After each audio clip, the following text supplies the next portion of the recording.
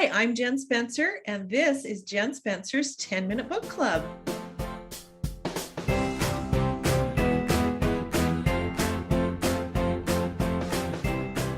Hi, readers. So happy to have you here today. I am really excited for our author. Her name is Deborah Hathaway, and she has written some really cool Regency romances set in Cornwall, where, if you remember, that's where Poldark is set. If you like Poldark, you'll know right where they're set. If you ask a question or leave a comment in the comment section below, you'll be entered to win a copy of Deborah's book, The Waves of Tristwick, and a copy of my book, Dandelion Meadows, which is a sweet romantic comedy set in a small town in Idaho. And I hope you'll check both of these books out. I'm really excited for you to read them. So without further ado, I want to introduce Deborah Hathaway. Deborah, thank you so much for being here. You're welcome. I'm excited to be here. I am so excited to have you. Please tell my readers a little bit about yourself and how you got into writing. Okay, so first off, my name is Deborah M. Hathaway.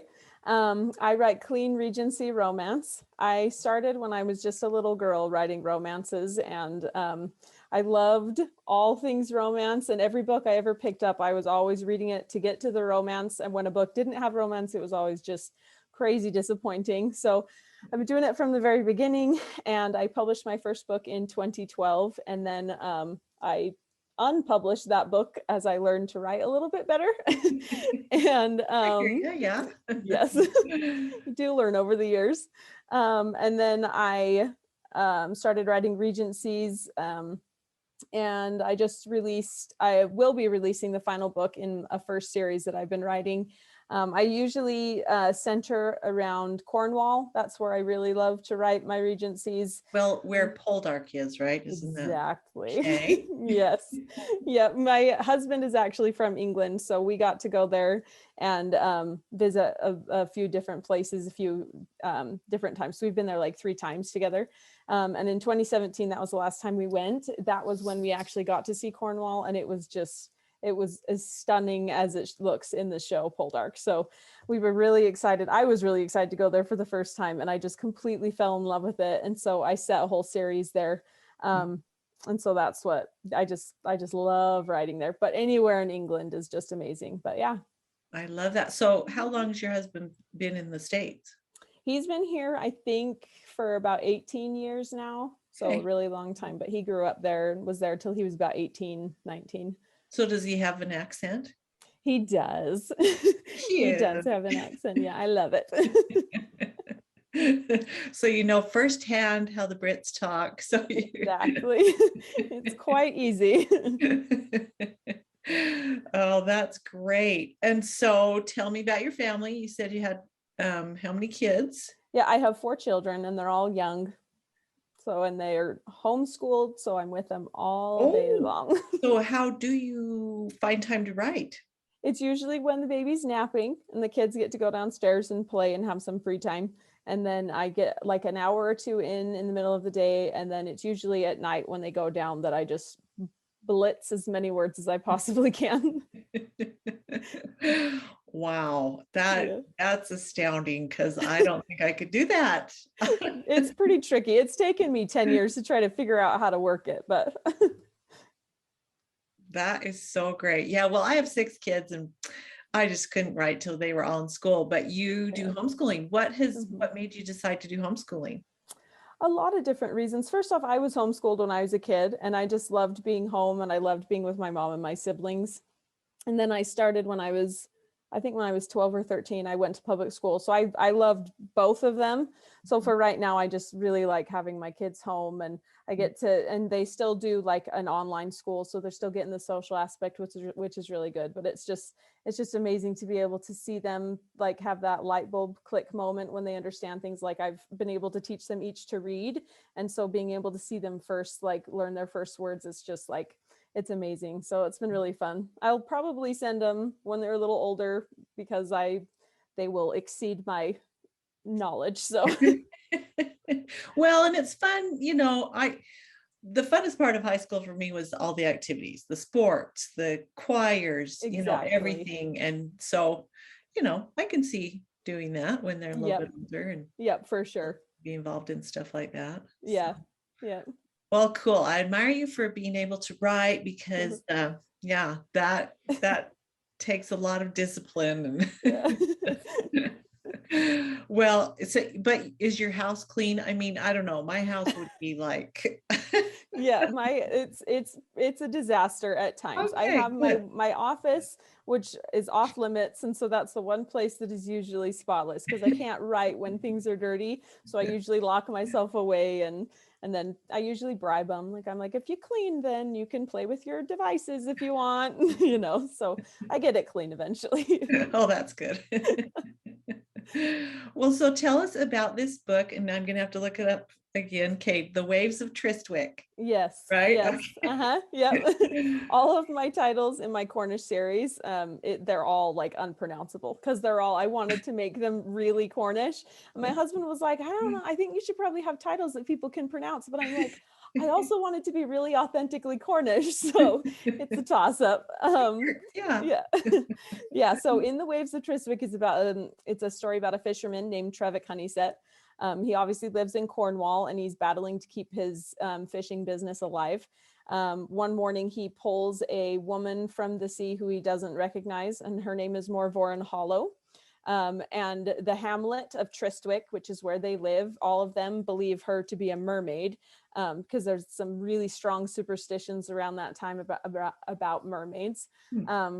And so when she keeps her past a secret, they all really believe that she's a mermaid, but Trevik, the main interest, does not believe it. And so he makes it his life goal to find out who she actually is and where she came from and why she's trying to stir up trouble in his town. And so it's an enemies to lovers, and it's forced proximity, and it's got all the beachy vibes that you want in Cornwall. And yeah, it's a lot of fun.